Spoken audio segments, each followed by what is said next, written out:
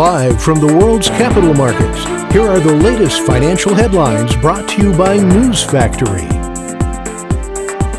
Hello and welcome to Wednesday's financial news. Stay with us for more market headlines. The euro-dollar pair has lost 0.1% of the last session. The CCI has transitioned sharply into the negative zone.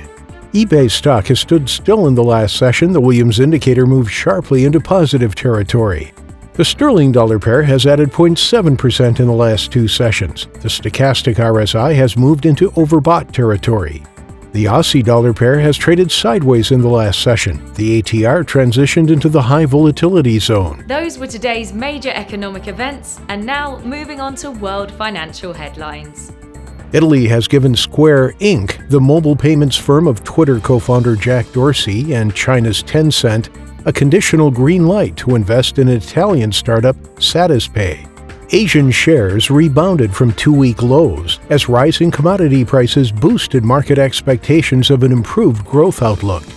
European travel stocks soared as customers rushed to make new bookings after the UK announced its plan to end coronavirus restrictions. Coming up, the choices from our chief analyst for today.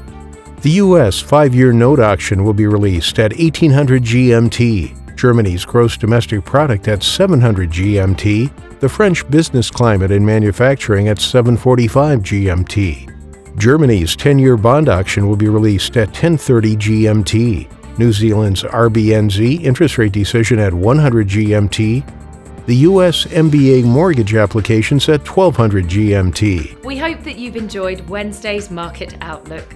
On behalf of all of us here, we wish you a productive trading day. Be sure to join us tomorrow morning for the latest news and events from the financial markets.